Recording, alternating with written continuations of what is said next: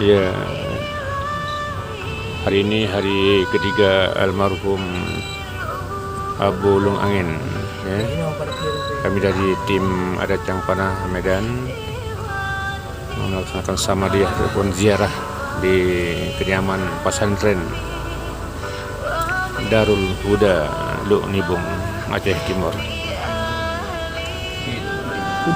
Inilah kondisi saat ini sangat ramai sekali. Kita lihat kedatangan kaum muslim dan kaum muslimat, baik jemaah dari Aceh maupun Medan, juga ada dari luar negeri yang antusias berdatangan untuk melaksanakan ziarah di makam Abu Lung Angin, juga melaksanakan pintu atau bersama dia.